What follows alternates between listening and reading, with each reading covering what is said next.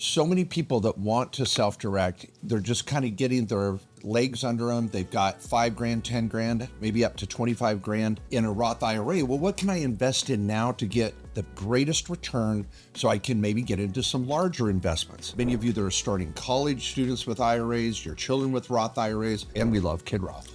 Yeah, we love all these account types, you know. Whatever account type you have, we want to let you know you've got options on how you can invest it. Don't think you have to have hundreds of thousands of dollars. So Mark and I are going to rattle off self-directed investments you can make for $25K or less. I know a lot of people think, self-directed is not for me. I got to get 100,000, 200 grand in. And that's might be true for certain investments. Sure, you're going to buy a rental property, or maybe it's a fund that has a minimum investment amount, but we're going to hit a pretty extensive list here. What we're talking about, if you're new to this, is self-directed IRAs. This is an IRA that can invest in a private asset. We're not talking about mutual funds or stocks. Obviously, you could go buy like 1 share of Microsoft on the New York Stock Exchange right now with your brokerage IRA. That's not what we're talking about. Go do that if you like that and you're good at it. We're not against it, but we just want to let you know you can invest in these private assets. You can buy real estate, oil and gas, crypto, and you don't have to have hundreds of thousands of dollars for it. Great intro. And did I show too much skin too early? Yeah, you know, there's an art, you know, you got to wine and dine me. I'm going to go with the first one. Pretty straightforward, cryptocurrency. Many people have asked, how do I get started even investing in crypto? I think on Venmo, you can buy Bitcoin, for crying out loud. There's a lot of platforms for people to just buy cryptocurrency individually. Only a few platforms that allow you to use self-directed IRAs to do that. There's a lot of influencers out there promoting, or 2 or 3 different platforms, but I'll tell you, number one, right here at Directed IRA, it's where my crypto Roth account is. I'm going to be blunt. I've been in XRP this year. Unbelievable. 300% return. There's no guarantees or promises made on this podcast that you're going to have the same ROI. I could lose it all tomorrow, heaven forbid. Cryptocurrency is very doable. You can open up a crypto Roth IRA and trade on an app on your phone within 24, 48 hours, depending on how quickly you can fund the account. So that's really exciting. That's my number one. What's yours? Yeah, and I'll say that one is one that we've seen a lot of people just open up an account for the very first time and make a 1-year contribution of $7,000 in a Roth IRA, or maybe it's a backdoor Roth IRA because you're high income and you drop 7 grand in. Kid Roth IRA we talked about. Maybe this is your health savings account, you got 10 grand in. You know, I mean, you can invest those dollars into crypto. I bought 3 BTC when it was $2,500 per BTC, $7,500. Now you're just getting cocky. Yeah, that was in 2017. And so I shot a YouTube video on that, but like, that was like not a large amount, okay? But I got in the game. Now, of course, crypto could have gone, you know, rock bottom, just like all investments. We're just want to give you the concepts, all right, of what's possible. Okay. All right, next one, I would say wholesaling in the real estate space. I think that one's very common that we'll see. A lot of real estate investors are attracted to self-directed IRAs because they know real estate and they feel like, why don't I invest in what I know and I'm good at and I'm doing every day? Why am I buying a mutual fund with my freaking retirement account? But they're like, oh, I bet I've got this old 401k with 20 grand in it. You know, I can't buy a real estate property. Well, what can I do? Well, you could wholesale a property where you get a property under contract and you sell that contract for a profit and you take the gain on it, okay? We'll get into some other real estate options there, but that's just a simple one. You can even wholesale a property with your IRA. I'm going to stay in the crypto space, and I'm going to want to go with crypto mining. I'm actually doing this in my Roth as well. It's creating ordinary income, so you're going to use some strategies like a blocker C corporation and things like that. Topic for another day. We've done an entire podcast on this. In fact, I should say that all of these topics that we're going to rattle off today, we almost have individual podcasts dedicated to them. But crypto mining, you can do with any hardware that has a video card. I've had people set up crypto mining with NiceHash right on their high-speed laptop that they game on. So if you've got a gaming computer with a video card, you can sign up an account with NiceHash and start making money in the middle of the night. Yeah. And it's not that expensive with electricity costs. I've got a CPU with multiple video cards. I do it offsite. You can't do this in your home or on your own computer. You know, although you could do it personally, you'd set up your self-directed IRA, typically open an LLC, buy your hardware, get a third party to manage that unit, and you're off to the races. But I've been crypto mining for over 2.5 years now, and I've almost got a whole Bitcoin earned inside NiceHash over this last 2.5 years. So that it's very, very powerful. And I started my crypto mine for 20 grand. I mean, you buy a CPU for about 7 grand, and you're buying your video cards for 3-4 grand or less. You can buy them used. Anyway, get into that space, check it out if you're into crypto. Another one I'll say is just creative real estate deals. Probably another next most popular one. I'm not going in any particular order, but that's very common actually, is someone will go buy real estate. Maybe they've got 10, 20 grand in their IRA and they negotiate creative terms to acquire the property. Maybe some seller financing. Maybe they buy the property subject to an existing mortgage. So it's only a little bit of money out of pocket for them. I want to get into some partnership structuring and some other ways you can bring in other people into a deal. This is just negotiating a creative deal to acquire the asset, real estate being common, and maybe it's something you're going to flip. Maybe it's something you're going to buy and hold. Doesn't matter your exit strategy on it, but you can get in. Again, if you know what you're doing as a real estate investor, and many of you real estate investors I know are listening, you're like, yeah, I do that already personally. I'm like, well, why don't you do that in your IRA? Just take 10 or 20 grand from that old employer 401k, or let's drop 7 grand in to a backdoor Roth IRA or Roth IRA, depending on your income level, and you can go do a creative deal. Yeah, no, I've done this personally. I still have a rental property. It's probably still worth 40 grand. It's a low-income housing, Section 8 property in the large urban areas. I know that there's a lot of low-income housing type projects that some real estate investors, that's their niche. So I had a contact that was doing this and said, hey, Mark, do you want in on one of these deals? And I was like, yeah. And so I took my health savings account. This is almost 9 years ago, and I still own this asset. And I think it was $4,000 down, seller financing. The property cost 40 grand. And now I have this little meth lab just is that my inside voice? Yeah. This little low-income housing project, my property manager will not allow me to drive down the street whenever I'm in town. He's like, yeah. But anyway, it's been the rent's paid in cash, and that never bounces. So I make a couple $100 a month in cash flow inside my self-directed health savings account. So don't think like you have to go buy $100,000, $200,000, $500,000 property. You can get some creative acquisitions done because a little secret here, pro tip, you can use financing in your retirement account to buy something. So you can use leverage. So if you can get a 20% down deal, that's 20 grand to go buy a $100,000 deal. And you might get seller financing for that type of acquisition. Learn about that. We got a whole podcast on that. All right, next one I want to hit is some partnership structuring using a multi-member IRA LLC. Maybe this is your Roth IRA with 10 grand, your old employer 401k with 15 grand. Maybe you have a health savings account with 5 grand. Your spouse has an IRA with 20 grand in it, a traditional IRA. Well, if we combine those all into one LLC, we might have 50 to 100 grand there. Sorry, I couldn't get the amount exactly on all those numbers I was throwing out. It's somewhere between 50 to 100K. All right, but we pull that amount of money into the LLC. Now we can maybe go do a deal we couldn't do individually. Multi-member IRA LLCs are a structure we'll see a lot of people use, particularly family members or maybe some business partners or other people. And there's a lot of variations on this I want to hit, but just the first one is your own accounts, or maybe your own family, your spouse, maybe your kids' accounts, combining those together into an LLC to go buy a specific asset that you couldn't buy individually on your own. But if you combine your resources and accounts, you can take it down. Okay, love it. I'm going to go to number 6, mobile homes. I actually helped a father-son do a mobile home project up in Idaho, and they both had a Roth IRA, about 20 grand each, and they were able to acquire a mobile home for about 40 grand in a park where the park manager is already there up on blocks, whatever they do, skirt it.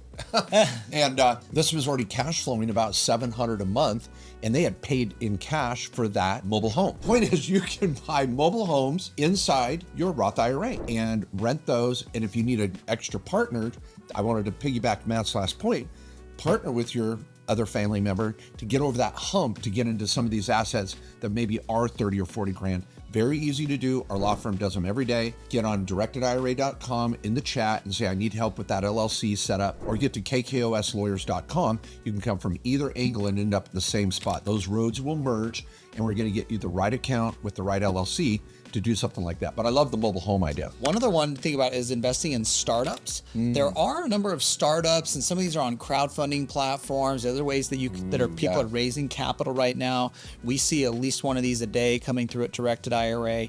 WeFunder is one that's pretty popular. King's Crowd is one that analyzes different startups and has a private fund opportunity. And a lot of these you can do at 25K. A lot of private real estate funds or other funds might have 100K or 50K minimum, but the startups, they try to get a little more lower entry point because many of them use what's called crowdfunding, which allows anyone to invest. You don't have to be an accredited investor, but it's a lower dollar amount that you put in. So they're raising from a larger crowd, smaller amounts rather than a few select uber rich people that have a higher minimum. If you want to have fun with this, just seriously Google crowdfunding. You're going to see multiple platforms. Click on them, set up an account, and start shopping. There's fun videos of a lot of little inventors that they've got their killer ideas, and a lot of times they'll take $5,000 as an initial investment to get started in a crowdfunding project. And you might find something you're passionate about and help promote it on your own social media platforms, yada, yada.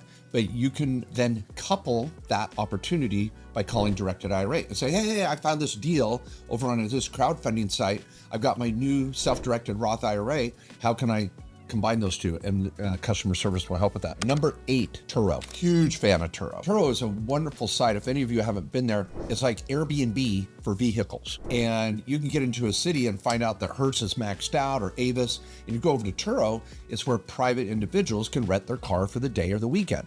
Weeks, whatever. Your Roth IRA, again, under $25,000, could partner with someone or buy a vehicle inside an LLC, pop it on Turo. And there's a lot of people that have little Turo businesses that are looking for that next vehicle. We have clients that have 6 or 7 Turo vehicles and they're making $100,000 a year. And if you say, hey, can I put my vehicle from my Roth IRA in your pool, because you can't self-manage that Turo account, but you can use someone to help manage your Turo vehicle inside your Roth IRA. Super powerful, lots of fun.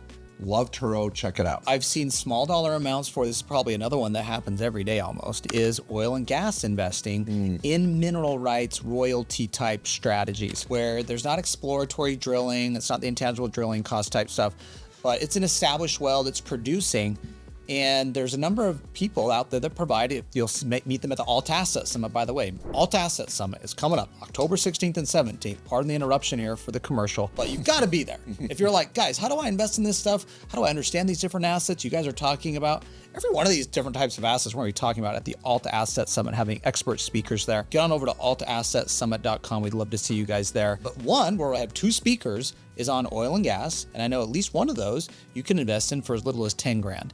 You get an actual deeded interest in the oil and gas rights that produces a certain amount of oil. So you get a revenue stream on that goes back in and builds up your retirement account. And so don't think you need to be coming in with $100,000 or more to go do those types of investments. You can do that even as $10,000 or more. Okay, number 10. Many of you that are regular listeners know that I do have a few cows in a health savings account, grass-fed, hormone-free beef with my cows that are owned inside my health savings account. And my wife and I, we pooled 2 accounts to buy 21 cows. The reason why I've got 20 is you have to have a bull in your herd.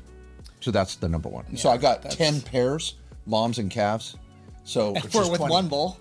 One bull. And so that bull knows how lucky he is, right? Oh yeah, he does. That's his whole job. So when we bought our 10 pairs, which was 20 cows. Yeah. Within about 2 months, my rancher called me up and said, hey, next time you're out here, because these are on my land, I've got a rancher that's got 40 cows. So he's like, you can throw your 20 cows in my herd. And so that's the trick, because you could buy cattle, the 4-H type animals, and let a 4-H kid raise it for you. They need to have a cow or a lamb or a pig for their 4-H project. Your IRA could buy the animal and let them raise it. And you're making money in your Roth IRA. I was at the auction a month ago, and freaking some of these lambs and cows and pigs are selling for $3,000 or $4,000, and you're buying them for $500 when they're just a little, whatever, calf. So anyway, Brancher called me up and he goes, hey, one of your 10 calves, this bull calf, he's legit. He is literally head and shoulders above all the other 9 calves. Yeah. And he goes, you're not taking that one to auction in the spring. You're going to keep that one as a bull, and you could sell it for probably 4x. So we bought them for about $3,000, these pairs. That's $1,500 a cow. In the spring next year, they'll sell for about $3,000 at auction. Your calf now pays for the pair, and then you're off to the races. This bull will probably fetch $6,000 to $7,000. So anyway, the point is, if you're in the ranching industry, you can have your Roth IRA play in that industry. And I want to make this point. Whatever industry you're in, that's where you want to look. Yeah. So if you're in the real estate industry, fine. If you're in the medical device industry, you might see some sort of new startup in the medical device arena that no one else would see. That's not insider trading. Your Roth IRA might see your buddy inventing some idea and you're like, hey, can I get in on that? This is what Peter Thiel did with PayPal. His buddies were starting PayPal and he's like, can I put my Roth IRA in the deal? Okay, $1 billion later, it's paid off. So think outside the box. And so I use that livestock idea is one that I want all of you to kind of just springboard. I'll give another one on not as exciting as cows and bulls, pretty interesting. We see it quite a bit is notes. So you can be lending out of your IRA to a borrower that maybe needs $25K. Maybe it's a real estate investor that needs that for some rehab expenses. A bridge loan, a closing. A bridge loan. It could be transactional funding where you're lending. A real estate investor needs that for some of their closing or just even earnest money to get a property under contract. Another one we'll see, even Jared, he's my assistant here at Directed. He's got his Roth IRA. He's talked about this before. It's like he put $25K in on a loan with someone else. So he was on the note for a certain percentage of interest. Let's say the note was $100,000.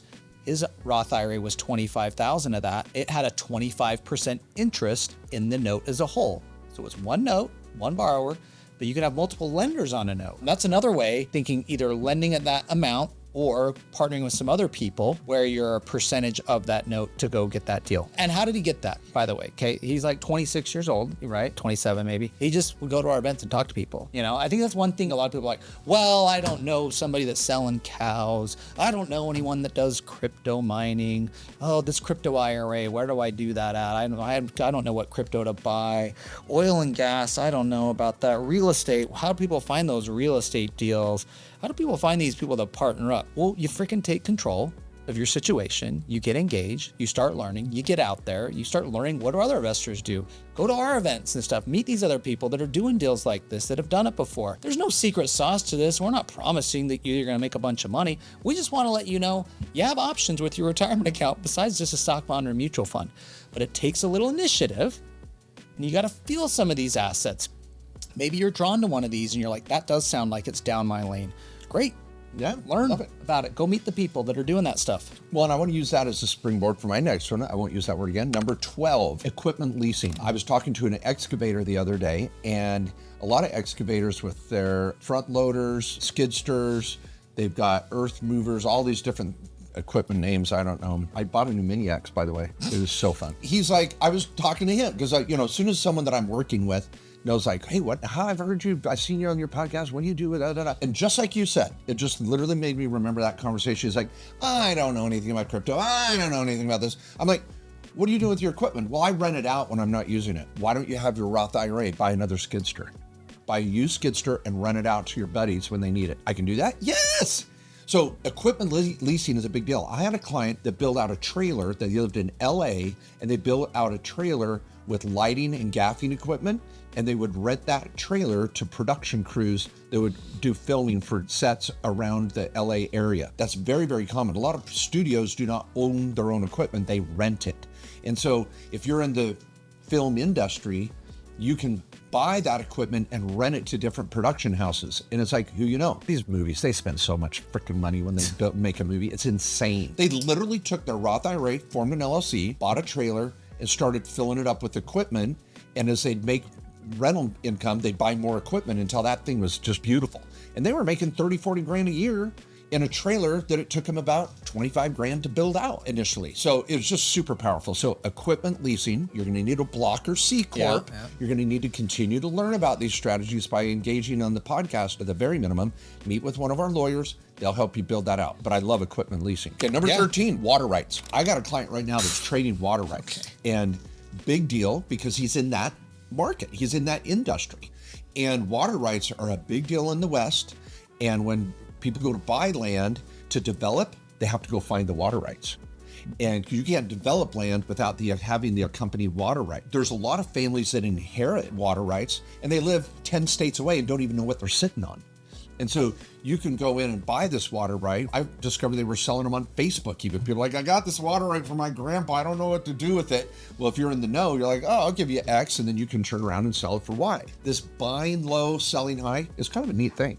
You got to try that. Is that how you make money? Yeah. Oh. I know you're kind of more into the buy high, sell low.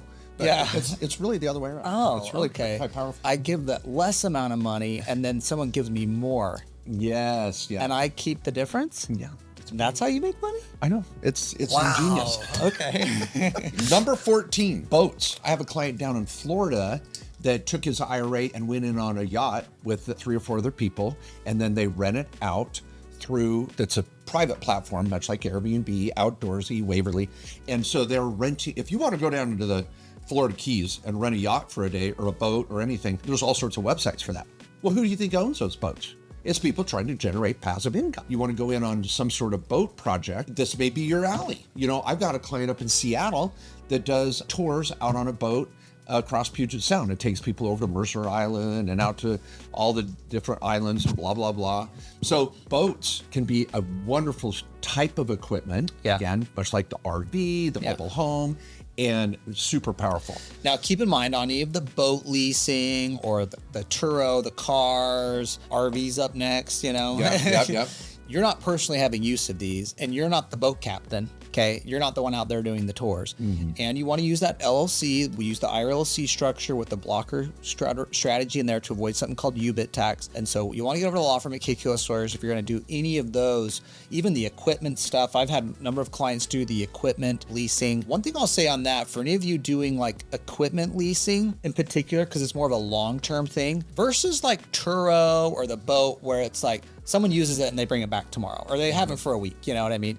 But if you're doing equipment leasing, a lot of times it's to a contractor for 6 months. They're really like leasing it for a couple of years, kind of like a car. Because there can be this UBIT tax on leasing of equipment, what we did is this client who was in the equipment leasing business already is I said, you're not in the equipment leasing business anymore. When it's your IRA doing these deals, you're in the equipment finance business.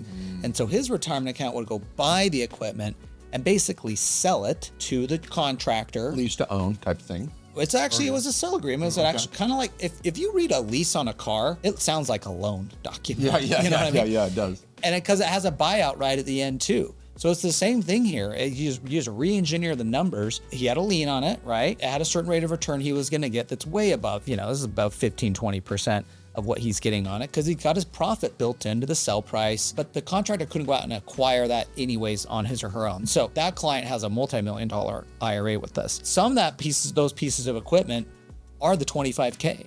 You can start small and get big. I'm sure he's got a lot bigger types of equipment too. But there is a little strategy and structure in it as you start delving into each one of these little ideas. Okay, last one, number 15. It's going to be on this vein of vehicles and RVs. I'm going to throw that out. And I want to give a cautionary point before I say 15. The theory here, all kidding aside, is buying something that you know in your circle of influence, your circle of friends, your industry, whatever you're in, and reselling it. That's all it is. And when you have an LLC funded by your IRA, you can have access to the bank account to serve as the buyer and seller with limited sweat equity. You can buy and sell, but you can't manage service. There's going to be some boundaries there. And the lawyers will walk you through depending on how aggressive you want to get. You might need a third party to play a role in that, much like we talked about having a boat captain, take care of your investment. With that said, you also cannot buy and sell collectibles. So I've had people that have wanted to buy and sell comic books, rare bottles of wine, where they can get a deal on art and then resell it. Great margins, but you cannot buy and sell collectibles inside your retirement account. You want to comment on that? Yeah, I got one more. Oh, okay. So I was just going to say, we're going to get to 16. I love it. So 15, I've had clients buy and sell RVs and also rent RVs. The Airstreams, those silver ones in the movie The Accountant? I love it. Accountant 2 is not as good. Did you see Accountant 2? I've not seen it. Yeah. No. I think Ben Affleck killed it in number 1. But anyway, the Airstream is one of those iconic RVs that if you can get a hold of older ones, they are vintage. And so I've literally got a client that is buying and selling RVs and also renting them. Now with 25 grand, you might get into a pop-up trailer or some of these vintage RVs and you have a shop that fixes them up, you resell them. I had a client that was doing this with vehicles, Ford F-150s. During the COVID period, trucks were hard to come by and all the dealerships were down on inventory due to supply chain issues. So I had clients that were buying and selling vehicles and going through, again, that's what they knew best. So buy low, sell high. Think of what personal property around you could do that with. Meet with one of the lawyers, get an LLC set up with your IRA, maybe even pool up with a friend or family member to get that extra inertia you need. But 25 grand is very, very doable. Yeah, and I'll say the last one, and this is like last but not least, and it might be the most obvious one. I can't believe it took us so long to get to it, is precious metals. Oh, man, I can't believe we forgot that. You can buy gold and silver platinum and palladium. Most people buy gold and silver, but you can buy that with your IRA. Now, McIlvaney Precious Metals, we had David McIlvaney on from them. We did a podcast just a month or two ago, so go check that out. They're a great place as a resource to look at precious metals, and they've been in the space for a long time. But you can buy $10,000, $20,000, $25,000 worth of precious metals in your retirement account. Now, precious metals have been done really well the last couple of years. Who knows what the future holds on that? Everybody has their own perspective on it. But we've had a lot of clients that are buying precious metals, and I've actually seen that become more and more popular in the last couple of years. But that's, again, something you don't need to buy 100K of it. You know, you might buy 10, 20K, maybe half of it's in silver, half of it's in gold. I mean, they definitely have some strategies and thoughts on that. So check them out. They'll also be, sorry to have another commercial interruption, Dave McIlvaney will also be speaking at the Alt Asset Summit. Ooh, I want to come and see him there. Yeah, I'll be there anyway. I'm going to be there anyway. I'm speaking there. He's really good. Very interesting when we had him on, and he's going to dive into it even more. So what I was super cool is when they say, do you want a pound of gold? To David, it's like, how much is a pound of gold? You know, you think of these big bars, you know, that were in James Bond shows. It is like, it's smaller than your cell phone. Like a pound of gold is like your cell phone. I'm like, really? He's like, yeah. You showed one, and I was like, oh my gosh, that is super cool. And the gold industry does not use the word pound. It's ounces or kilograms. Oh. Much like other products that you can buy. Kind of like drugs, that's what I was saying. Oh, okay. Gotcha. Yeah. So they have a dime bag of gold? Yeah. Can I get an 8-ball of gold, please? Just saying. I'm just saying. That's how it is described and how much the quantity you want to buy. Wow. It's not in pounds. So just pro tip. I want a kilo. So if you want it to like sound cool when you're buying precious metals, don't ask in pounds. Okay. So Ask in ounces. Can I get a kilo? Do you want that in white or gold? What are we talking here? I don't know. Are you my precious metals guy? Who are you? So we can combine one of these into, like, I think the vehicles and RV can go between Turo and equipment, flipping and leasing. That gives us a solid 15. And I'm freaking loving this. 15 things you can invest your Roth IRA under 25 grand into. And notice how we kept manifesting the word Roth? That would be ideal. Do not stop investing if you don't have a Roth IRA, but if possible, start this whole process with a Roth IRA. You can put 7 grand in this if you're under age 50, 8 grand if you're 50 or older. Get that Roth IRA going. If you have a traditional IRA, you might want to convert it to Roth before you start this process. Yeah. Because people, we want you seeing 10, 15, 20% returns or more. And with the rule of 72, you can be doubling this money every 4 or 5 years. Insane. Yeah, and I think if you're sitting in that traditional account, as Mark said, you can convert to Roth, and it's always best to convert to Roth when you have a smaller account balance anyways. Then work at it and grow it. Let's get all that growth to come out totally tax-free later in retirement. We love to Roth and roll here, as we say. And thanks for everybody for hanging on this podcast. We wanted to get all these different ideas out there. There's so many more. That's the nice thing about self-directing your IRA is it's up to you. You can be as creative as you want. Gosh. There's very few things you cannot buy with an IRA. Okay, the list is limited. We have that in other podcast episodes, but hopefully we just got some ideas flowing. Yeah, it has to be legal. Has to be legal. Okay, you can't buy collectibles, life insurance, and S corporation stock. Everything else is fair game. Okay, we talked about prohibited transaction rules too. Just to note, you can't personally be involved in managing the asset in terms of like the boat captain. But you can oversee it and have some oversight, of course. So again, hopefully there's some great ideas for you to start thinking about things you can be investing in, and gives you another step in the right direction of taking control of your retirement. Absolutely. We're going to see all of you at the Alt Asset Summit. It is absolutely critical you were there. I'm not kidding. If you want to see bigger returns in your retirement account, you've got to be there to come just hang out with people doing this. I meet someone every time where I'm like, holy crap, you're doing right. You know, don't you? I know. It's always crazy, some of the stuff you hear people investing in, they're having success. And it's always like the great ideas that you get there from what other people are doing. And it's real too. It's also not like this like ideas and just like, you could do this or you could do that. No, there's people that are doing this like already. And lots of accounts that we have are very successful people. If you're a directed IRA customer, make sure you're there in particular, because we're going to have a little customer appreciation event on Thursday with some of our most successful clients, some with 7 and 8 figure accounts that you can hear from that have done crazy little deals like this for 25K themselves. And if you don't have an account at directed IRA, get on it. Open one up so you can come to that little special session. See everyone next week for another episode. I think it's an open forum next week. Please get to the website as well. Check out the link below and submit your questions. We'd love to have an opportunity to answer any of your questions from today. See you next week.